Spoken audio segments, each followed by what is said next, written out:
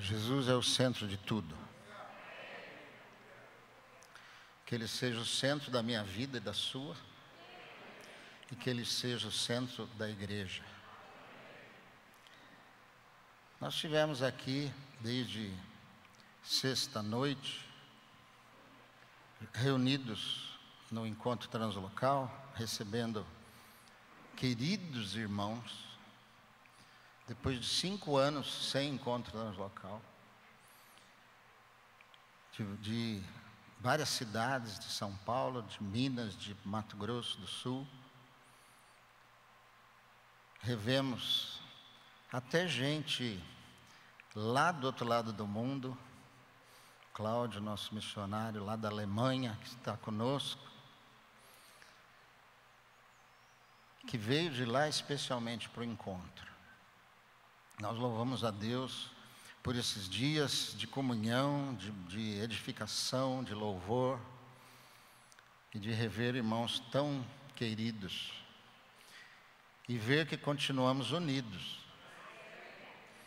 continuamos um só corpo, e vamos comemorar isso hoje na mesa do Senhor. Mas nós tivemos várias palavras, e eu queria dar um pequeno resumo do que foi falado aqui, porque você que não esteve, possa ter uma ideia do que aconteceu. Bilão foi o primeiro que deu a palavra. Aliás, meu pai deu uma saudação e foi muito interessante, porque ele contou fatos lá do começo da Translocal, pitorescos até, que a gente nem sabia. Mas o Bilão tomou a palavra, primeiro falou em Mateus 28, 18, na passagem conhecida, porque o nosso tema foi a vida do discípulo na igreja. E Bilão então falou na passagem da grande comissão.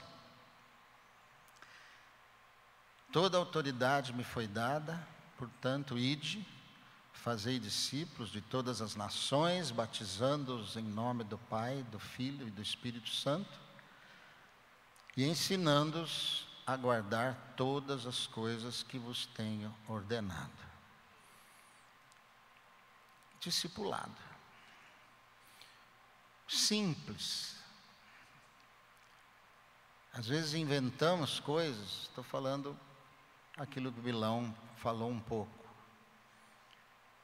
Mas não há outra ordem de Jesus principal que não seja: ide, fazei discípulos de todas as nações.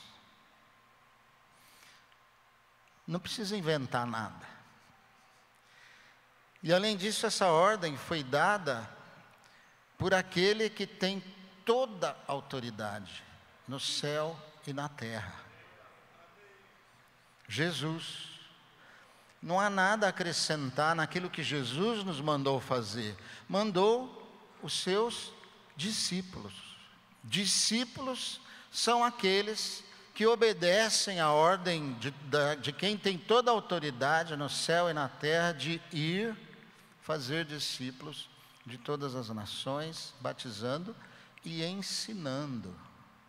Esse ensinando é o que a gente chama de discipulado. Todas as coisas que vos tenho ordenado.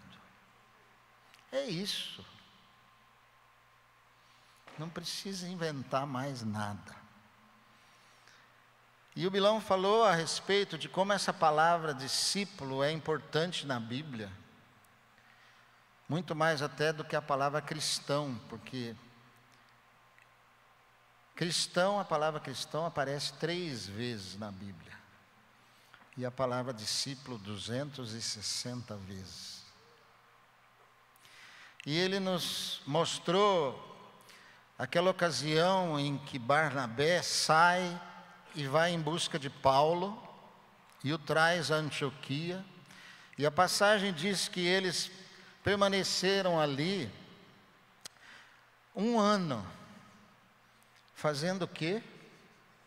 Ensinando as coisas que Jesus havia ordenado. E aí a palavra diz o seguinte, que ali em Antioquia, os discípulos foram chamados pela primeira vez de cristãos. Os discípulos. Aleluia. Fazer discípulos. O discípulo é aquele que faz discípulos. Você tem feito algum? É a ordem de Jesus. Muitas coisas fazemos nessa vida e precisamos fazer. Mas o que Jesus nos ordenou é que façamos discípulos. Depois o Marcos falou sobre uma vida saudável em comunidade. Baseou a sua palavra em Filipenses capítulo 1, de 3 a 11. Nós não vamos ler as passagens. Mas nessa passagem, Paulo dá graças. Ele começa dando graças por tudo aquilo que ele recorda daquela comunidade em Filipos. Das coisas que ele lembrava desde o seu primeiro dia até o dia atual. Na época, ele dava graças por aquela comunidade e diz ainda que, lembra ainda que aquela comunidade o havia ajudado em várias circunstâncias, inclusive financeiramente.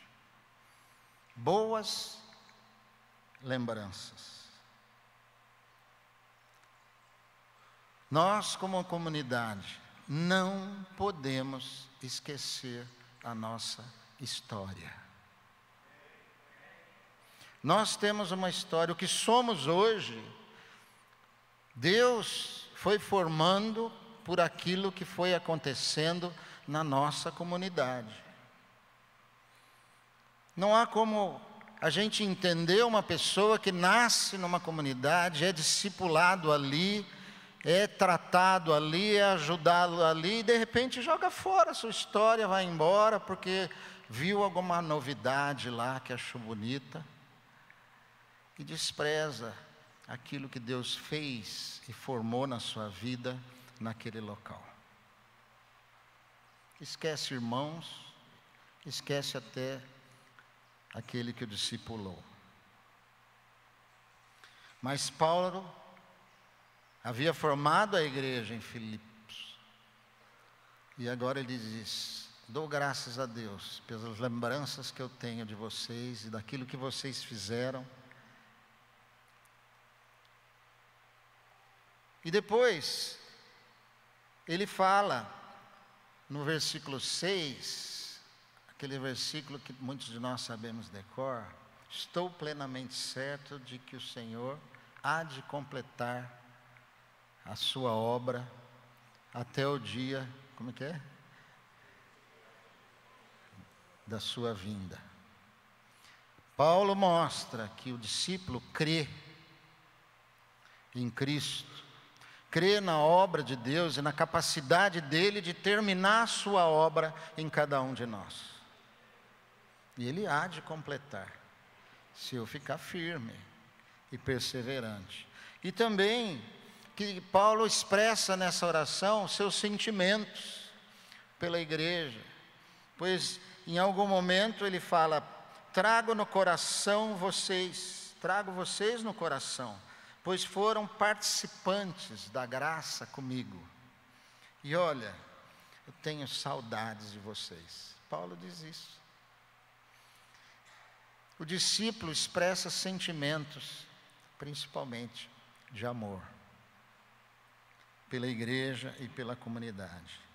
E em quarto lugar, Paulo intercede pela comunidade e pede a Deus que faça com que seu amor cresça cada dia mais e também o seu conhecimento do Senhor. Essas são as qualidades de um discípulo. Edmilson falou sobre, o tema era sendo sal que quer salgar. falou sobre o fato de sermos, nós os discípulos, o sal da terra e a luz do mundo.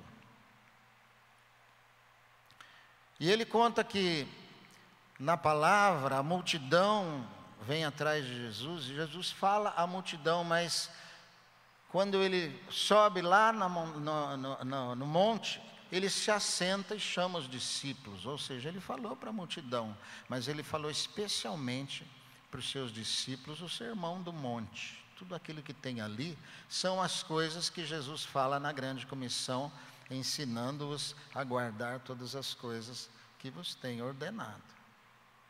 É o que está ali. Vós sois a luz do mundo, vocês são testemunha para iluminar esse mundo que se encontra na escuridão. Vocês são o sal da terra. Para que serve o sal? Para conservar e preservar. E num mundo que está tão afastado de Deus, tem os seus valores tão diferentes daquilo que Deus quer e que se propôs para a humanidade, num mundo assim, o discípulo é aquele que é o sal, aquele que preserva nessa sociedade algo de bom, que conserva valores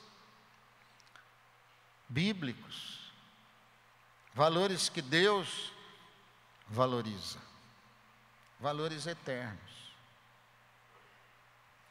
Agora, se o sal não cumpre a sua missão, ele diz, só serve para ser jogado e pisado pelos homens.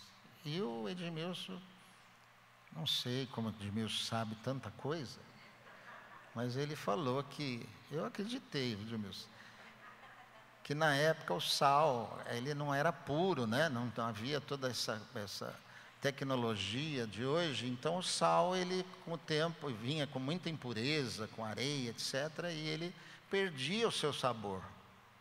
Então, eles pegavam esse sal, jogavam no chão, para que os homens passassem, né?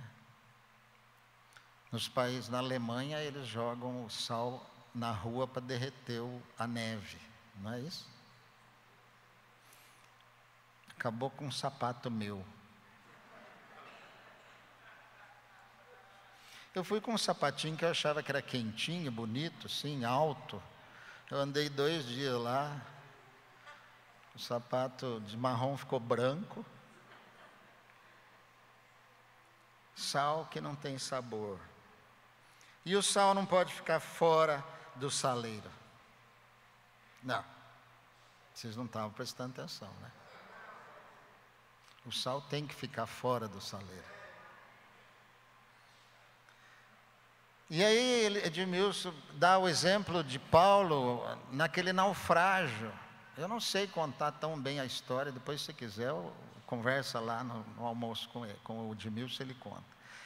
Mas o que é principal ali é que numa situação em meio a pessoas que não eram discípulos, que não eram cristãos, que não tinham o Deus, o nosso Deus na sua vida, em meio a pessoas assim, naquele navio, numa situação terrível, Paulo se torna a influência para que aqueles homens que estavam desesperados, o navio batendo de um lado para o outro, e Paulo então diz, fiquem calmos, nada vai acontecer, Deus já me prometeu que nós vamos todos sair ilesos. E Paulo então se integra no meio daquela tripulação e faz a diferença. Isso é ser sal. E ontem eu falei na passagem em que Pedro responde para Jesus, para onde iremos? Como resposta a uma pergunta muito dura que Jesus faz, depois de muitos discípulos o abandonarem pelo que ele havia falado e pregado, ele vira para os 12 e diz, e vocês querem ir embora também? E Pedro diz, para onde iremos, Senhor? tu tens as palavras de vida eterna. Não é a religiosidade, não são os rituais vazios, não são as tradições dos anciãos, muito menos a religião pagã. É o Senhor que tem palavras de autoridade, poder, amor, e que move o nosso coração e faz com que nós queremos segui-lo. O discípulo é aquele que entende quem Jesus é. Ele é o Cristo, o Filho do Deus vivo. Aquele que tem palavras de vida eterna. Jesus havia dito: eu sou o pão da vida. Eu sou o pão vivo que desceu do céu para dar a vida ao mundo. E aquele que come desse pão vive eternamente. E esse pão que eu dou pela vida do mundo é a minha carne. E aquele que comer da minha carne, beber do meu sangue, esse terá a vida eterna. E aqueles outros discípulos, que eu entendo que não fossem discípulos, porque deixaram Jesus, não entenderam. Não entenderam porque eles esperavam algo diferente de Jesus. Não de comer a sua carne, não de beber o seu sangue, não de crer na sua obra redentora, na entrega do seu corpo para ser partido por nós e do seu sangue para nos lavar dos nossos pecados e estabelecer uma nova aliança, não a aliança mais na lei, na observância da lei, mas a aliança no seu sangue, no derramamento do seu sangue na cruz pelos nossos pecados. Nós vamos fazer isso na ceia hoje. Vamos comer a carne e beber o sangue de Jesus. Se você se escandaliza, você pode sair, ir embora. Mas eu creio que todos vocês vão falar: Ed, para onde iremos? É Jesus de quem nós necessitamos. E o discípulo sabe que ele nasceu de uma semente incorruptível, não da corruptível. Ele nasceu duas vezes, uma da carne, e o que nasce da carne é carne, e uma do Espírito, que é a semente incorruptível. Portanto, o discípulo sabe que ele tem vida eterna, que ele vai viver para sempre, que o seu caminho, a sua vida aqui o está conduzindo num caminho que o leva à eternidade. E portanto o discípulo já entendeu que a vida dele não pode ser priorizada nas coisas desse mundo, na riqueza, nos bens. Tudo isso vai passar, vai deteriorar, vai apodrecer.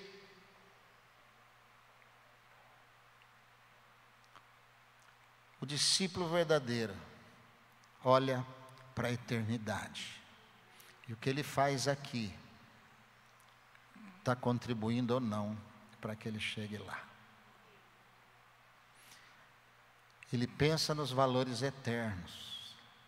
Ele trabalha, ele é discípulo, ele tem sua profissão, ele vive nesse mundo, mas ele é diferente do mundo, porque ele tem um outro alvo que é muito mais elevado do que apenas ter sucesso aqui nesse mundo passageiro. E ele também é um sacerdote. E principalmente ele faz parte da igreja. Ele é uma pedra viva. 1 Pedro diz isso: vós sois pedras vivas na construção de um santuário eterno. Nós somos pedras que estão sendo colocadas na construção de um santuário eterno, que é a igreja, o corpo de Cristo. Somos membros dessa igreja, temos função nessa igreja, estamos juntos nessa igreja, agimos juntos nessa igreja. Deus é eterno, Jesus é eterno, a igreja é eterna, porque Jesus, que o inferno não prevalecerá sobre ela. E se a igreja é eterna, nós, os seus discípulos, também somos eternos. Aleluia. Para onde iremos, então? Iremos sempre nos alimentar do pão da vida, que tem as palavras de vida eterna. tvcmc.com.br é o nosso canal para compartilhar o Evangelho do Reino de Deus e o senhorio de Jesus Cristo.